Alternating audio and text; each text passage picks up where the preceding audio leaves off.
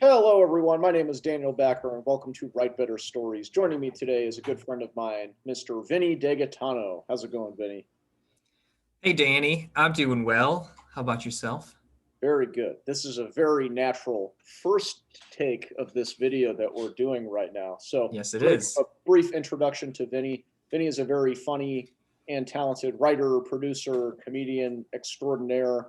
He's a co-founder and producer of FND Films, that has done many sketches and films that are really good. And I guess right now your main thing is Game Goth. Is that correct? It's one of the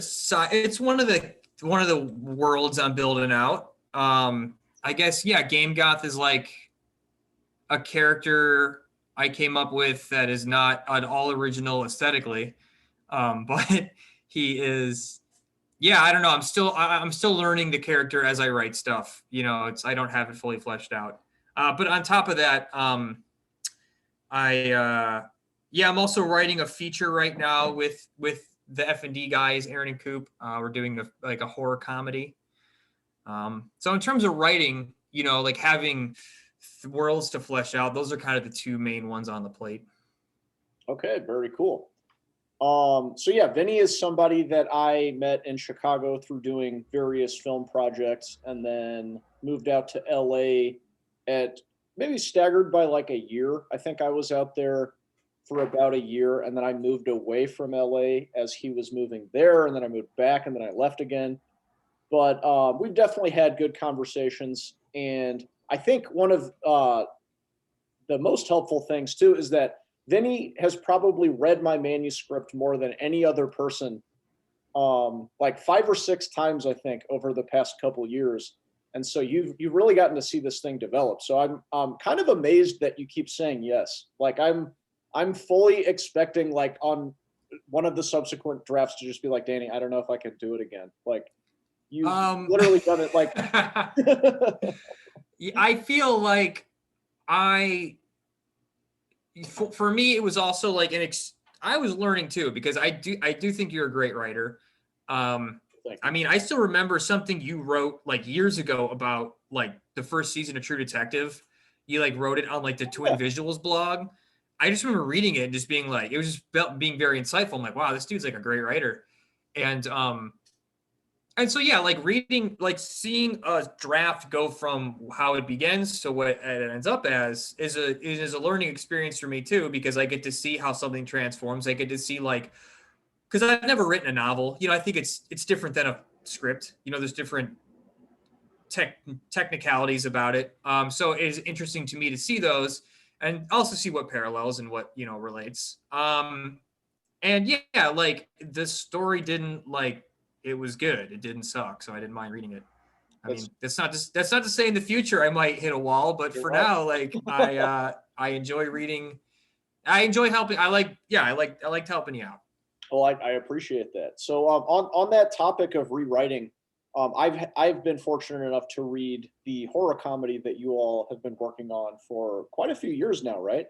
Yeah, it's been through like quite a few iterations. Like, I mean, when we were starting to write this thing back in Chicago, which was, well over 2-3 years ago. I don't know. Time is like I can't tell anymore what how much time has passed. But yeah, and we're on like our seventh draft, and we just got a bunch more notes from people, and now it's like taking like there's stuff that Aaron and I talked about last night that we haven't even talked about with Coop yet. That it's like it's going to change some things. I mean, we're all aware of like it needs changes, but like it's still very hot. It's still very malleable. It's molten metal, man, and we're just trying to shave it before it cools. I get that. Well, because that's, like, I think, really exciting, but then also really daunting, because if you're changing tiny little things like the character's clothes or just a simple little detail here and there, that's not a big deal. But sometimes you get notes back, or it just becomes apparent when you're working on a big project that you really need to overhaul like a major part of the script. So how does that work with you three, all kind of bringing different things to the script? Like, how do you guys keep that singular direction through so many different drafts?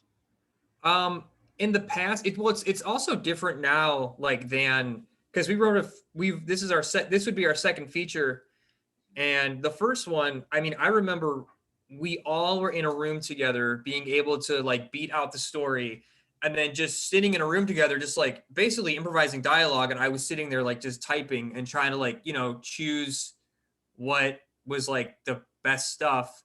And now it's different because we're not all in a room together, and this draft has taken more of a turn where like we come up with ideas, and then Aaron is kind of like, as of late, been like he'll put it all on paper, like he's actually like typing it out, like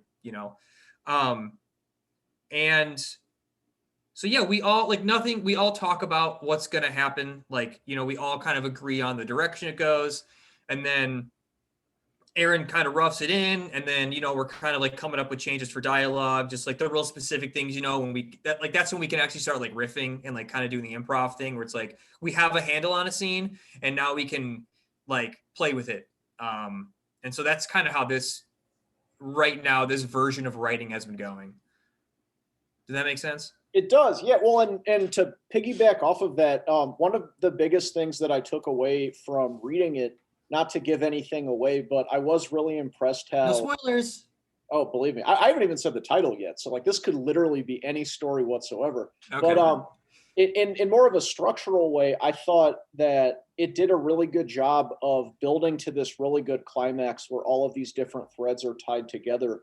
And so just for you to say that like improv was one of the main things that helped you guys write the script, did you like improvise that structure as well? Was it all just the inspiration and spontaneity of riffing off each other, or how did it? No. Just to finish the question, yeah, like how did you take those improvisational elements, but then also give it this kind of like well structured form to it?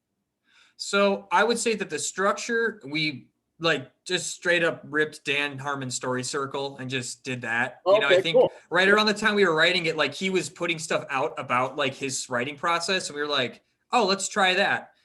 So we use like that arc, which has many iterations, but we use that arc to help make the structure.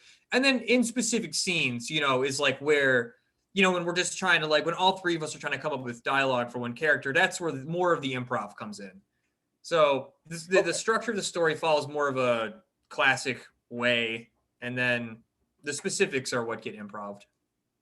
Cool. So I know that you guys, just from watching your sketches and that kind of thing, obviously started out with sketch. So what was it like the first time that you sat down to write something that was a little bit longer? Was Punching the first feature that you all did? Well, Punching, I guess it's like 40 minutes, so it's technically a short film. It's like a long short film. Okay.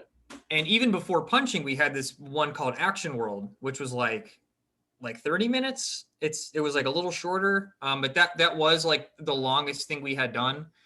And man, that was so long ago. Like I couldn't even tell you what the writing process was, like how it differed from sketch. I mean, I think it was probably still pretty similar. It was just like, I don't know if we had in our minds like that we were following a structure. It was like, how many funny scenes can we string together before it felt superfluous, Sure. Yeah. I guess with Action World being like the first feature we wrote, it being different than a sketch, like we did have to grasp like, the 8-point structure, where it's like, oh, like the 8 sequences of a feature film. Yeah. Or no, wait, what'd you say? Like the 8 sequences of a feature film, I think. Yeah, it's like your opening, and then 15 pages in is like your inciting incident, and then 30 pages in is the end of the first act. 45 pages in is something, and then like, it has like, there's like a technicality to it. Sure. That was the first time where it's like, oh, we should follow this formula. We should know these rules before we try to break them. But the film also ended up like, as we were, pardon me, when we were in the editing process, it almost felt like a bunch of sketches strung together. It was like, even in the writing process, I remember like the scenes even feeling like, I still had in my mind like, oh yeah, these are just like little sketches strung together, which was kind of helping me like see them as like, it was helping me to like flesh them out. But like maybe that like now that I have some perspective on it, like that didn't serve it the best because I don't know, like it was our first film. Like there's things I like about it, there's things I don't like about it. You know, I haven't watched it with a critical eye as far as like the story goes in a while, so like I couldn't really speak to that, but I just remember that's what it like as we were getting away from sketch, like there was the sketch and the like feature formulas were still very much like intertwined. It felt like in my head. That makes sense. Yeah, and I think there are different schools of thought on that because there's like a Neil Gaiman quote, and I think other people have said it in other ways that it's like a plot is just something that keeps every scene from happening at the same time. So like you don't really need to worry about like having this perfect arc to everything. It's more of just like these little details that connect everything and like make it worth watching the whole time. And then if you're reading like an Agatha Christie novel, that's the opposite, where it's like everything has to be this like where it's all heading toward this beautiful culmination and that kind of thing. Right. So yeah, I think I've never read Agatha Christie, but I know it's like mostly mystery stories, right? She's like the Great Train Robbery. Oh yeah, I think she's written like maybe over 100 novels or something like that. She's like one of the most prolific writers of all time. Yeah, I should read one. They're a blast just because like even though it was considered kind of like genre novels at the time, she does write with kind of like an educated English person's voice. So it's like it feels kind of literary, even though it's kind of easy to make your way through it too. So Was she I honestly I'm like I don't know much about her. Was she an American or was she British? oh no, she was British. So she wrote Death on the Nile, and then there were none. The Murder of Roger Ackroyd, Murder on the Orient Express. They're actually starting to adapt a lot more of her novels right now. Yeah. Like, did she write, like, I guess I'm trying to, like, dig into a little more what you said. Like, was she writing for, like, the common man? I don't know her biography, so I don't want to, like, speak out a term, but the perception I get is that they were considered kind of, like, not Were they, like, lowbrow, but a little bit more pulpy. This wasn't, like, high art, I don't think. I think they were Right. considered, like, page-turner thrillers kind of thing. But then I think that they feel a little bit more literary nowadays, just because they're not quite as simply written as like a Dean Koontz novel or like I don't know, like a airport thriller novel. Yeah. I have read one Dean Koontz book. I actually haven't. As I said that, I was like, "What the fuck am I talking about?" Yeah, did my parents have one? Because my mom reads a lot. As you would say, she's a voracious reader. Which is the only time I ever hear anyone use voracious is before the word reader. But yeah, so I think she had a Dean Koontz book lying around and I read it and I was like, this is cool. You know, I probably read it when I was like in high school. And what was it? Was it good? I guess so. I feel like a more well-read person would call me an idiot, but like I enjoyed it reading it. Yeah, I kept turning the pages. Well, see, that's why like I do like books like that, even though, like I admitted, I have not read any Koontz. But I think that like people can be really quick to shit on novels like that or any kind of medium, but it's like they are really good at just making you sit down and read an 100-page book, you know, whereas some of these like literary greats and things like that, they might get the depth and everything, but they just like they go on these tangents and there's these like kind of like meditations on things that get kind of boring that you can like skip past a couple of the pages, you know? Yeah. So, I don't know. Some of my favorite writers marry both. Like I know David Foster Wallace and Thomas Pynchon both were really inspired by genre fiction because they liked all the highbrow stuff, but I think they knew that you needed that kind of like reader engagement from the more type stuff. Yeah. I've read only a little bit of David Foster Wallace. I have Oblivion, which is like a bunch of short stories, which is all I've read of his. And I've got that. So Mary is. You have so much David Foster Wallace. I know, but I've only read Oblivion. We have Infinite Jest, and I've used it to elevate the camera as a tripod. I haven't read it yet because it gives you a good 5 inches if you need it. Honestly, like I'd say read it or don't. It's like the main character is a student, so I think the best time to read it is like when you're in college, because that's when you like most identify with it. It's still really good, but yeah, there's also a stigma that comes with recommending Infinite Jest. So I've tried to define myself as the opposite, saying read it, don't read it, who cares? Yeah, I would like to. I'd like to. Yeah, it's honestly more so. It's like I would like to say I've read it. It's more like that, right? I feels Sure. like it's this like merit badge, this Boy Scout merit badge you get for reading it. But I enjoy is what I have read, so I'm sure it's great. It is really cool, but like this, to kind of bring it back to that element of plot and whatnot, is that what keeps you reading and turning the pages is just like how momentous his narrative voice is. But I think it'd be a lot easier to read if he had just given it a more conventional like story arc, because he intentionally puts it all out of order and he makes the plot something you have to piece together like off of the page. And so it is kind of like a puzzle, which is just a pain in the ass. It's fun, but it's also just like I don't know. Like you kind of need to read it 2 times to absorb it, and then you're like, okay, there's other books out there. Like I want to try to broaden my horizons a little bit. I don't have time to read that twice, man. What are you doing? Exactly. Yeah. Okay. So are you reading anything good right now to brag about? I not really. I'm kind of breaking my rule of like having like only starting one book at a time and not starting another one. So I finished the one I started, but like I'm kind of all over the place right now. I've started into this book. I don't even know where I got this book, but it's about the cover of it is it's called Chaos. And I didn't even know what it was about. And as I'm reading it, it's like it's about chaos in science. Like I guess in the scientific community up until like the 40s, or maybe even earlier than that. No, maybe later than that. Like there was kind of like science didn't really deal with things that you couldn't put into patterns. It was like it kind of starts with a story about like the weather, like this guy studying the weather and like the chaos within it. And I think it eventually gets into like quantum mechanics and things of that nature. But it's a book about science and like the chaos, like how like the science of chaos came to form. So it's not fiction. It's like a historical science book, which is something I never thought I would read, but it was lying around, and I picked that up, and it's pretty interesting. I mean, I'm not like a mathematician, but there's like weird shit in there that is like it still is fascinating. And I started that alongside of Heartbreaking Work of Staggering Genius, which Yeah, yeah. You mentioned that to me the other day. How's that one going? That one's good. It's like I picked it up, I started reading it, and I probably haven't picked it up in like 2 weeks, but like I was really enjoying it. It also was kind of a bummer because it's dealing. I don't think this is a spoiler, but like it deals. I'll just say it deals about death.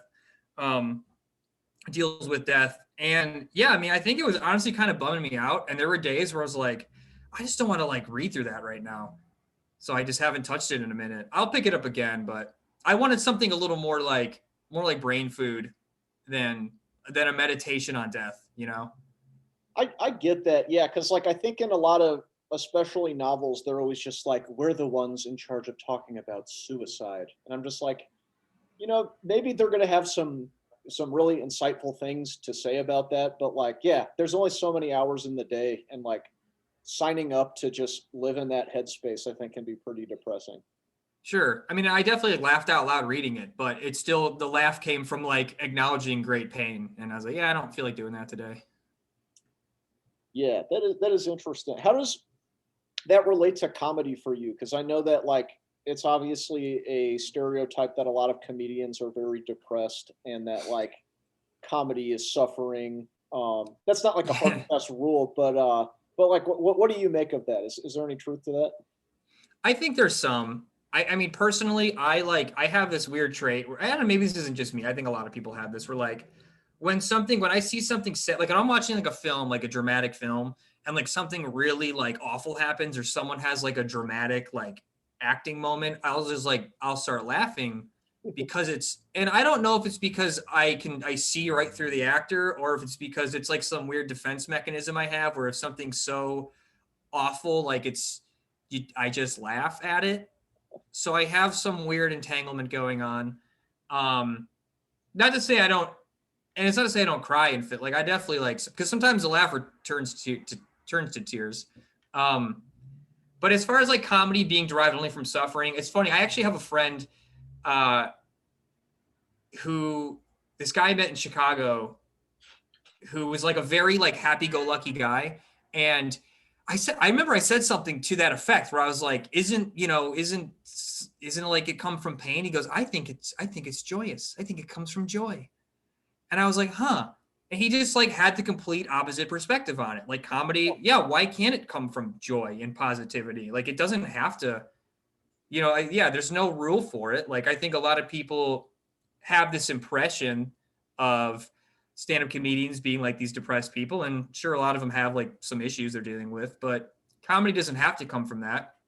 I don't think the best comedy comes from pain. I think, sometimes like weird, absurd humor needs to come. You need to be in like a healthy headspace to be able to write some of that stuff. Yeah.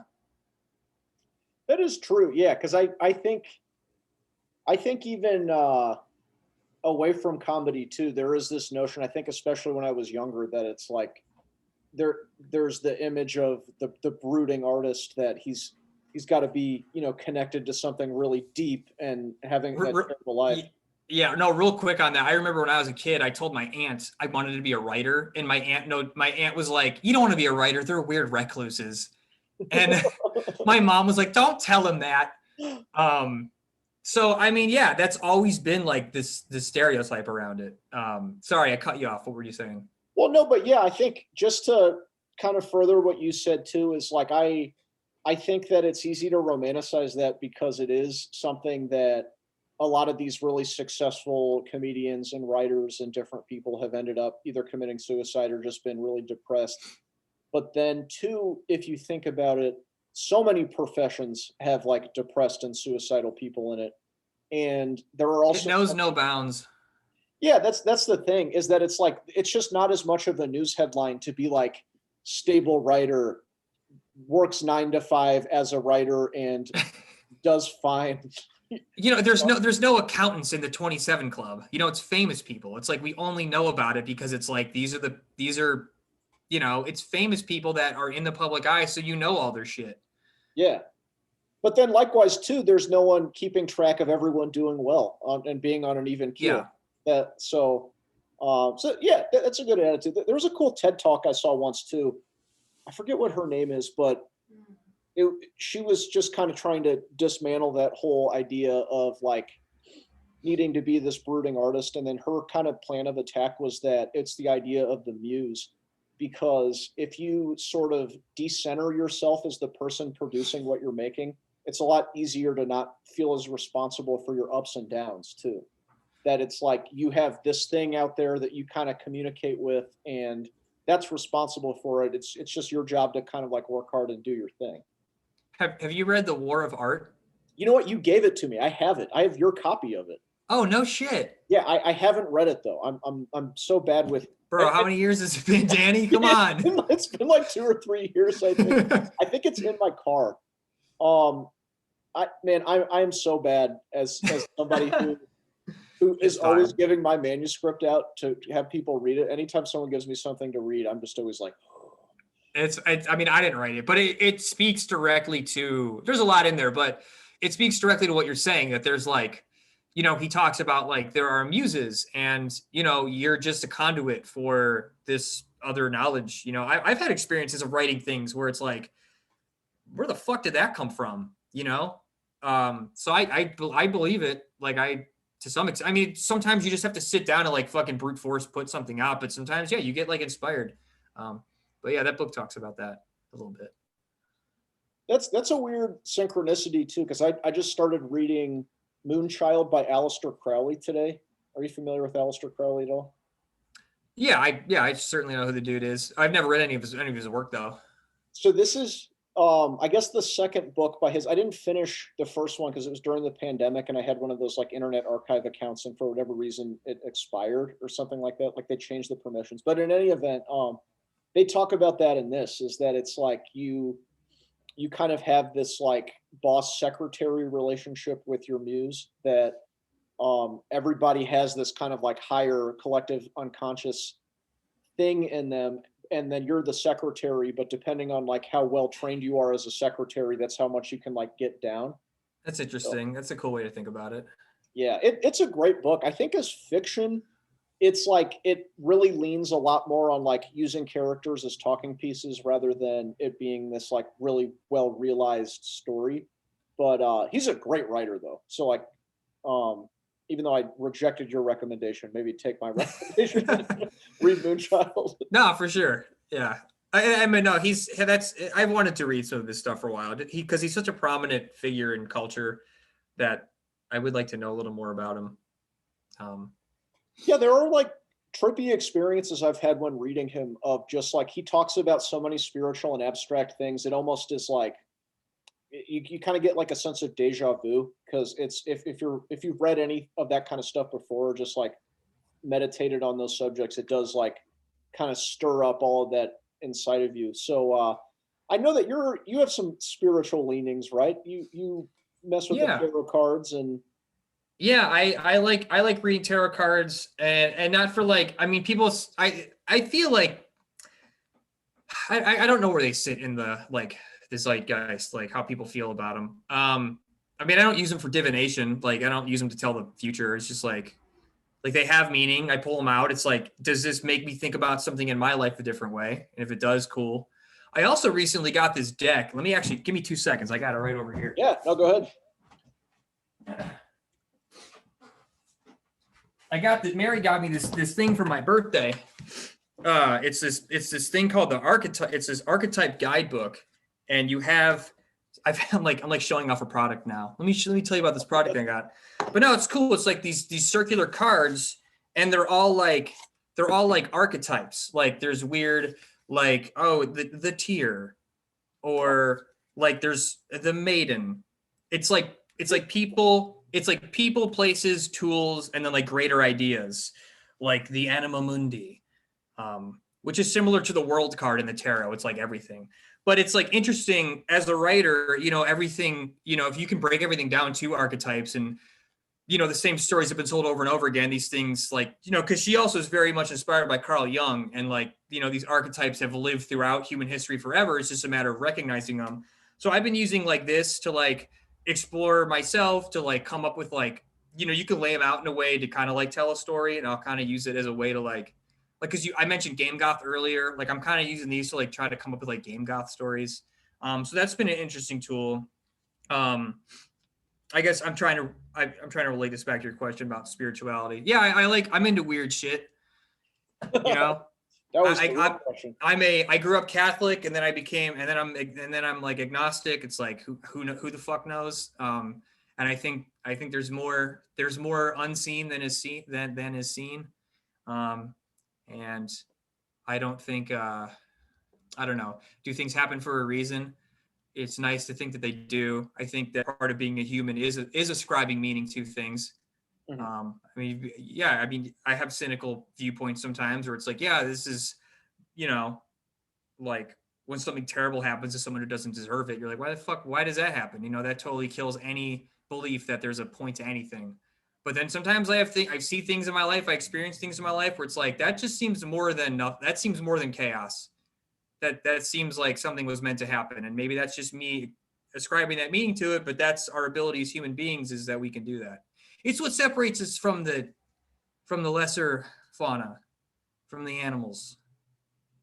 I think that especially too, because I go back and forth on that, especially just that like if you're even half woke, that there are like just entire parts of the world that are, just living in terrible conditions and things like that. And so anytime like a synchronicity happens to me, like you said, there is this really weird, like, oh my God, the stars aligned. But then if you like make logical jumps from that too, it's almost like, okay, so then like what would cause like an entire population of people to end up getting such a bad shake? And that's not like me being Christopher Hitchens, like, therefore God is not real, or like all your religious notions are bullshit. But it's more of like, yeah, like I think if anything is out there in any kind of ordered way, it would just be so much more than what we could describe.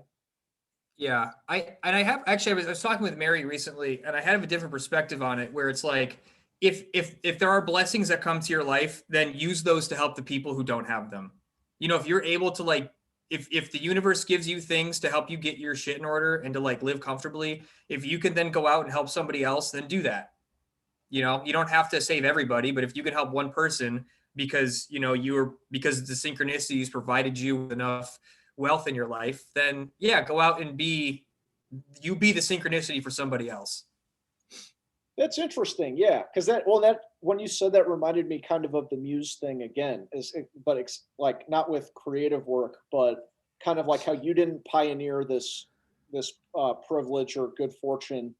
And so in the same way, it's like, it's not really yours. So you should have to share it too. Yeah. I think like thinking that way about it is like, it's like humbling. And I think it like, I don't know, man, like nobody has to do anything. Like if you just want to not like, that's the other weird thing. I sometimes get on this thought where it's like, you don't have to do anything. You could just sit in a room until you die. You can hoard all the wealth you want and not share it. Like, I want to live a life where I help people. Like I want to be helpful to the world around me. I don't want to live and like, sure, I have selfish tendencies. I'm sure I've had streaks in my life where it's like, I'm not thinking about anybody but myself, but I reflect on it and it's something you just got to work on. Yeah, that's interesting. How does that relate to creative work for you? Because I obviously feel very called to being a writer, but there are so many times when I'm writing where I'm just like, I'm not really convinced my writing is helping anybody, and it's not like, and even if it did, it's not like there aren't 10,000 other books out there anyway. So like, do you ever struggle with that of like pursuing that as A little bit.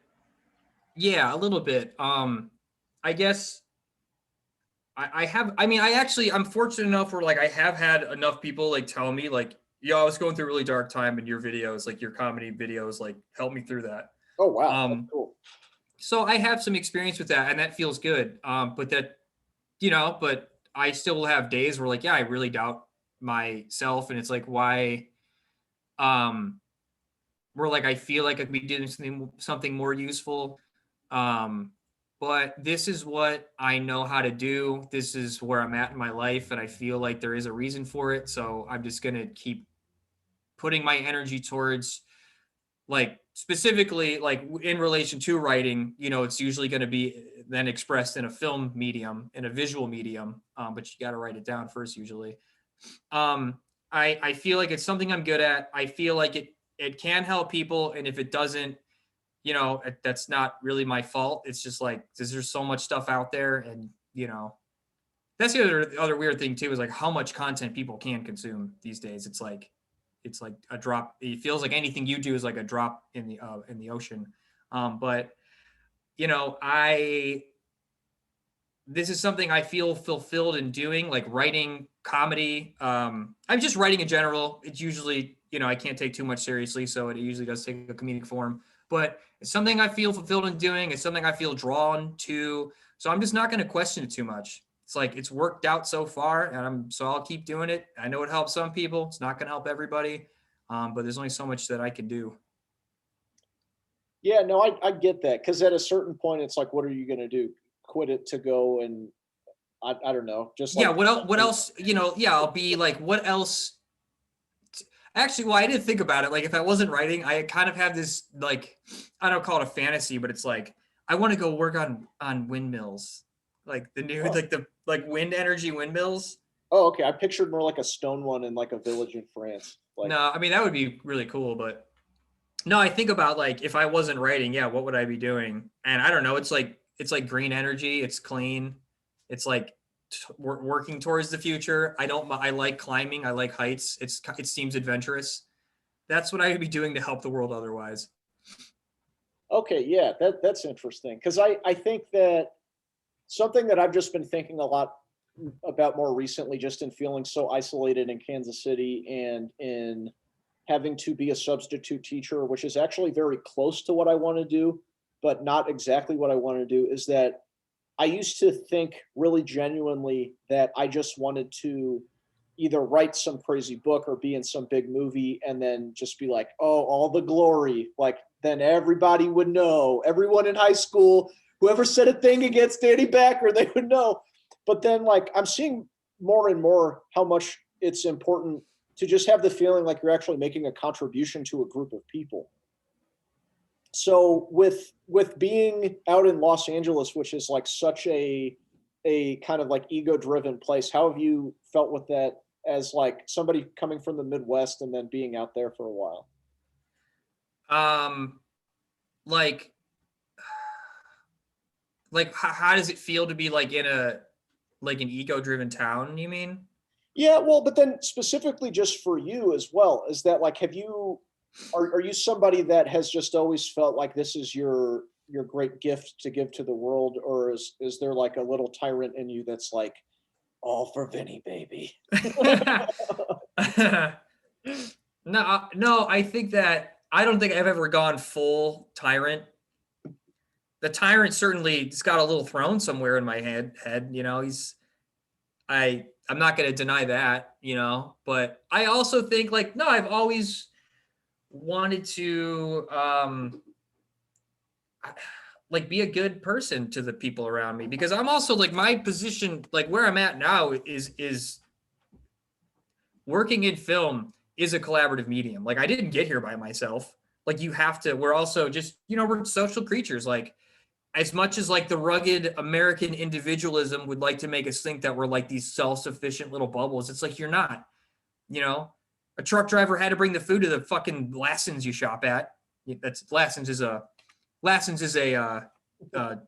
grocery store out here, you know? Surprised So you can afford to shop at Lassen's. That's a pricey grocery store, right? It's not quite Whole Foods, but it's definitely more than Trader Joe's. Okay. I think. But what was my point? My point is that, yeah, like I've depended on people to be where I'm at. So that keeps the little tyrant in check. Is like, you know, as much as you want to keep this all for yourself, you didn't get here by yourself, so you can't do that. And being in LA, it's like I feel like I have surrounded myself. I was fortunate that like a lot of my friends moved out here before I got here, so my social circle was people I already knew. And I know LA has this you know, stereotype of being this like dog eat dog town. It's like everyone's only out for themselves. You go to a party, people only try to talk about their career or network. And I've experienced that a little bit, but not even too much, because like most of the people I hang out with are people I knew back in Chicago. So I didn't really get so much of that experience. Not to say it doesn't exist. I just didn't really experience it. Okay, very cool. All right, so then more on the topic of storytelling, I am wondering, what was one of the earlier books, movies, TV shows, anything like that, that made you actually want to do this thing? Flight Club. Flight Club? No. No, but that was, for a long time, that was my answer to like, what's your favorite movie? Because going to film school, you had to have like an answer, like cinema, you know what I mean? You had to have like a cool answer. And for a while, Flight Club was just kind of like the fuck you answer to that. Okay, no, but a movie or like something that made me want to like get into this, right? Yeah. Well, and just to separate it from that, because like everybody has movies from when they were a kid that they just really enjoyed, but is there one or maybe several in particular that really made you be like, I want to do that? I'd say it started more so from an acting point of view. Okay. I mean, like, you know, I watched Jim Carrey's movies how many hundreds of times when I was a kid, and just wanting to be like a funny guy. You know, I think that got me, I got the bug, I guess, the performing bug. And from there, working with Aaron, one of the other guys in FND in high school, like, okay, if you want to act, well, we were writing our own stuff. So from there, we were writing. And as far as like what inspired me to write, like I don't have like one book or one movie that was like, I want to be a writer, because it started from like, I want to perform. And from there, I'm writing my own material. And there's a smattering of things at that point that I was drawing inspiration from. You know, mostly just a lot of like comedy films of that era. Yeah. Is that a good answer? Yeah, well, and as you were saying that, I remembered that I saw you perform a poem once about like what was it, an exorcism or like a devil or something like that? Does that ring a bell? Yeah, I had this like devil character. There was a couple poems I wrote, but yeah, I had this like demon character, and funny enough, actually the whole thing about, we were talking earlier about like feeling like art needs to come from suffering. One of the topics of that, of the one of the poems I wrote was that exact thing, where it's this dude who like, he feels like he needs to suffer for his art, and he sends this prayer up, and God's like, this is for the devil to take care of. And so he sends the prayer to the devil, and the devil's like, you want some suffering, kid? Fine, I'll fuck your life up. And then he does. And then like the moral of the story is like the kid's art was just mediocre anyway. Oh. It was like, it's like, don't ask for suffering. Don't go looking for it, because life will find a way to give it to you. And who knows, you might end up kind of sucking at what you wanted. You might end up being a shitty artist. So just try to live a good, clean life. Interesting. Yeah. No, I remember, I forget where I saw you perform that. I think it was at somebody's apartment or something like that, but. Yeah. Oh, it was at Andrew's place. Okay. I'm not sure. It was in a basement, or I think it was his place. Yeah. I mean, that's like, I don't know, like everyone's got their shit, but like, I feel like my childhood was pretty I grew up in like a suburb with cul-de-sacs and like, middle class. Like I had a nice childhood. Like I didn't have a lot of suffering. So I kind of, and like all the artists I knew like had it. So I wanted it, it's like, I'm missing that ingredient. Yeah, I relate to that too. And I don't think I worry about that anymore, but there was a time where I was just like, well, I'm already going to suck because I never had a traumatic thing. Poor me, which is just the most like arrogant and selfish thing in the world. But then also too, I kind of think that it's like a way of defending yourself against failure, because it was just like coming up with some elaborate reason for why I shouldn't be this thing or do this, Yeah. Like, so. That's like God cursed me to be a bird lover, so I ended up getting trauma anyway. Wait, you're saying that your bird loving is from trauma? It's a gift and a curse. No, just the birds at all. How are they doing, by the way? They're great. Pringle willingly took a bath the other day. It was like a fatherhood moment for me. Like, did you set the bath up for him? Well, so it was technically a shower, but I was in there and I have been trying to get him to bathe, and he would always fly away. But this time he was like on my finger, and really slowly he like spread his wings out and then kind of like laid his head down, and like, oh my God, I could have wept. it was just beautiful. That's cute. Yeah. Well, how's Mel? Yeah, kind of. Dude, Mel's good. She recently had to undergo surgery. She got bit, and we don't know if it was by the other cat or it might have been a possum outside. But she had this like swollen abscess on her chest. They had to drain it. So she was had a cone on and like was not doing well for a little bit, but she's good now. Okay, that's good. It was a scare. So I have allergies. I feel like I sound really congested and shit. Oh no, I didn't notice. I did hear you sniff right there when you said it, but I can. I'm trying not to sniffle so much because that's going to be annoying when people watch this. I'm just hoping they do it all, so they'll have to deal with the sniffs if to that point. I felt like I derailed you though. Were you going to say something more on that point of having suffering be the source of art? No, I think I touched on all I've ever really thought about on it. Like, okay. Oh, one more thing. I don't know. I'm just, because actually, no, this was like another kind of like, I remember this because it was kind of a pivotal moment in me, like thinking the way I thought about it. Like when Girls came out, the Lena Dunham show, I remember watching the first season and like, I really liked it. Like I thought it was great. And then I don't know if it was in the second season where there is this episode where she's like, I don't care if I'm spoiling anything because whatever.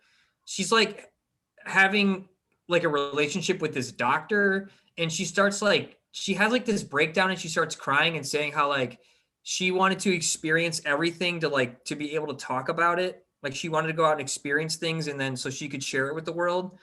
And and maybe I'm misinterpreting, but that's when I kind of like, wait, so you want to invite shit into your life just so you can talk about it? Like how selfish, like how, like people, like things, awful things happen to people. Like, why would you want, why would I derive any lesson from the shit you lived through when you brought it upon yourself willingly, was what I took away from it. Yeah.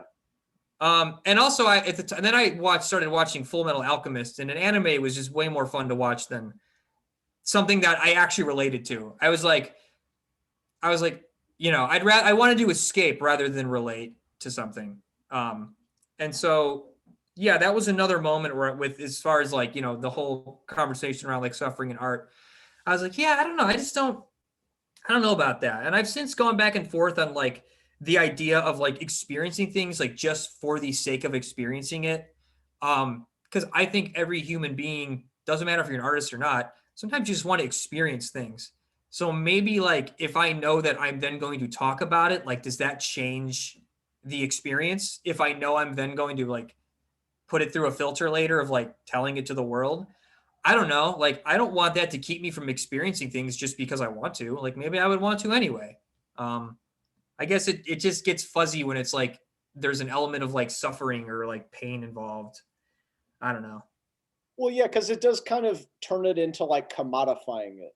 Is that like obviously to experience it, to sow your oats, that's great. But then to do it for the selfie or for the to something to put in your novel does seem a little self-indulgent and like kind of missing the point, I think. Yeah.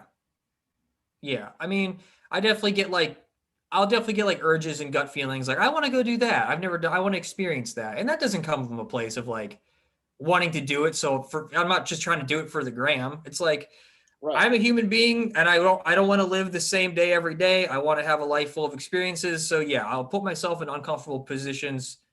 And I guess if I do end up making some art off of it, like I know what my intentions were. So I can live with that. Yeah.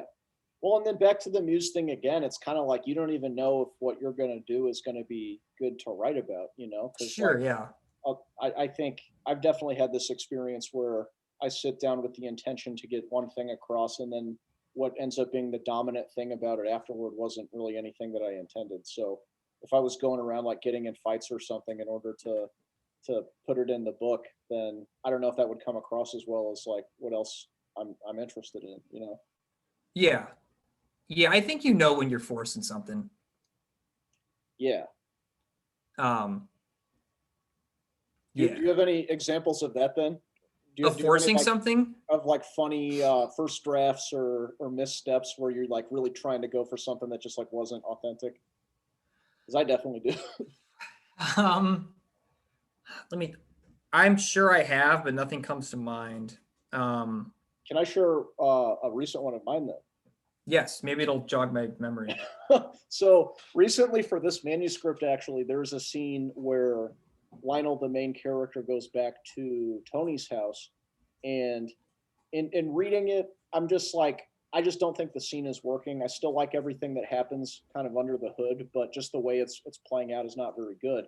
But as you know, Tony is in the porn industry, and so I had this writing session where I started writing about how he was famous for doing like interracial cuckold porn, and I thought I was doing this like really insightful but also satirical, funny thing to flesh his character out and give him a little bit more. And I showed it to some people, and everybody was just like, "Danny, like, do not put this in your book." Like, I think it felt good because it came out really easily when I was writing it, and usually that's like a sign to me. It's like, oh, things are flowing, but then it was just one of those things where I was like, oh yeah, I think I was trying to be like racy and edgy and funny, and people were like, it does not come across as funny. It doesn't come across even as a joke.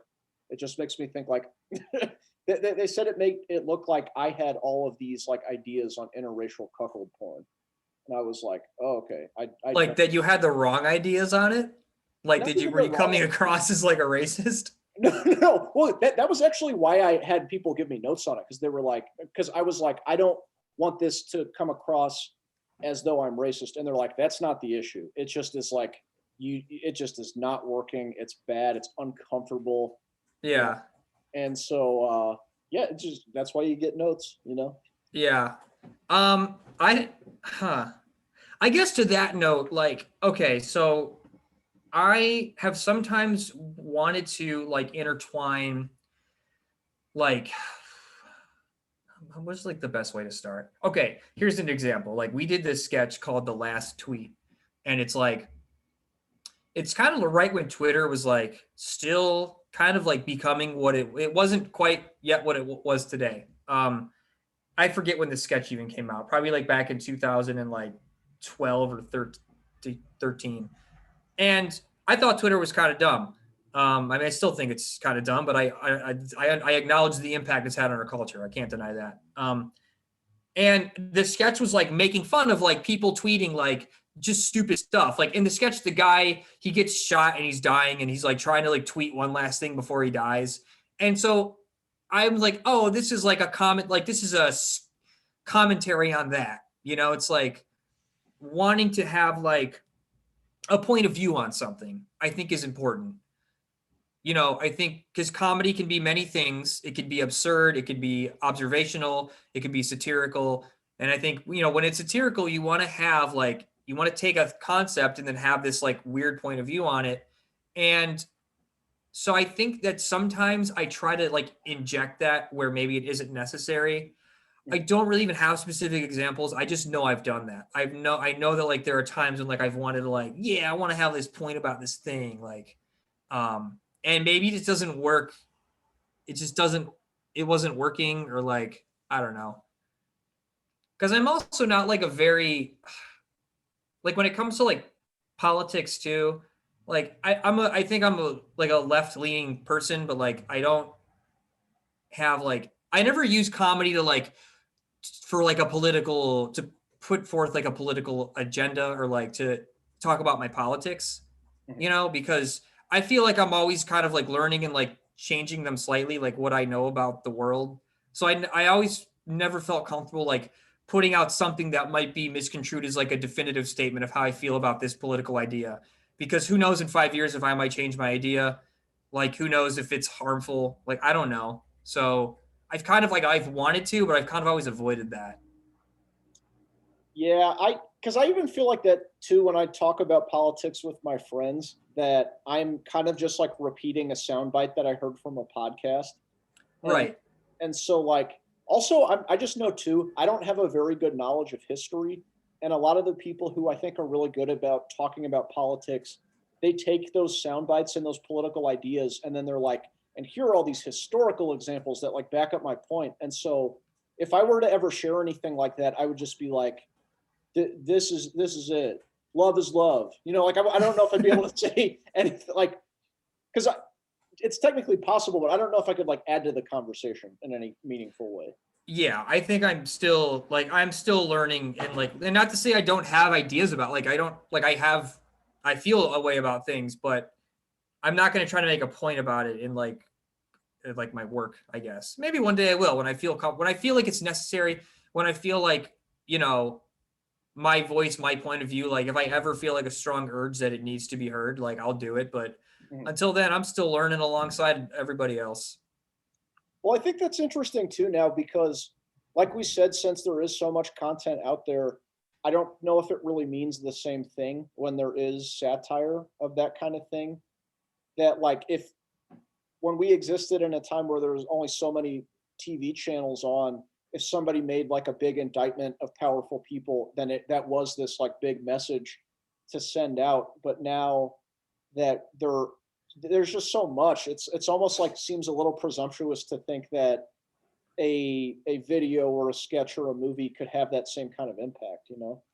Yeah, I mean there are comedians I follow on YouTube who like their whole thing is like just kind of making fun of the culture war, and like they're very popular and like, you know, but that's just not in me. Like I just don't have that. It's not what drives me.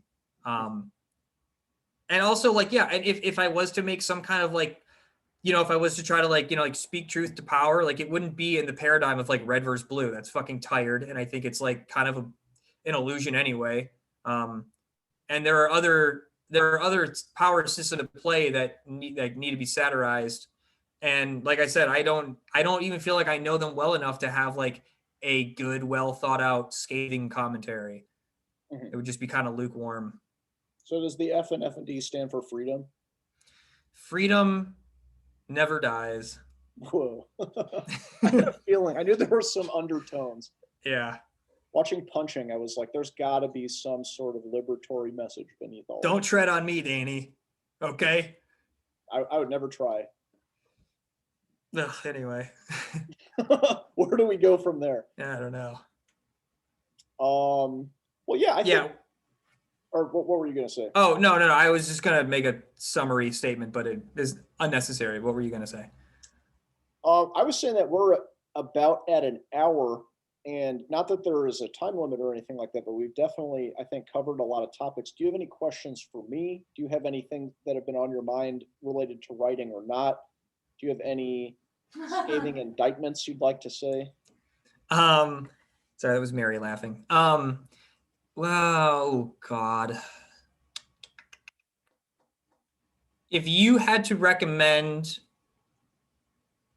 kind of like I'll say like a back to basics, or just like kind of something to like help writing, like help a writer. Like what's something you've read that was about writing that helped you become a better writer, or like listen to, or like something that helped you technically? What's something in your experience helped you become a better technical writer? I think, I don't know if any one particular resource, but I think especially when I was in college, I was just really into reading like any script writing book or novel writing book I could get my hands on, because a lot of them are really surprisingly different. And I think people resist opening those up because you'd think that a lot of them are just going to tell you the same thing, or if like you've already heard of the hero's journey, then you don't need to go over it again. But I think that, oh no, okay, no, here's one. There's a YouTube channel, and I forget what it's called, but it interviews a lot of like working screenwriters and directors, and they ask this guy like, what's the one thing that you see in amateur screenplays that would make everybody better, or the thing that's missing that if they added would make everybody better? And he just broke down the idea of suspense in your story isn't the eerie feeling in a horror feeling, or in a horror film. Suspense is the anticipation of future action. And he says like your average amateur script has like decent characters, decent dialogue, a decent idea, but there's no anticipation that more things are going to happen in the future. And so after I started thinking about that, I noticed my own writing improve, because even though I kind of like to write about like trippy idea-driven stuff, feedback that I've gotten, and I think just what I've noticed of it myself, is that there is kind of a sense of like movement, at least that I try to put in there. And so, yeah, I think like thinking of suspense as the anticipation of action, like really set a light bulb off in my head. Cool. I got it all figured out now.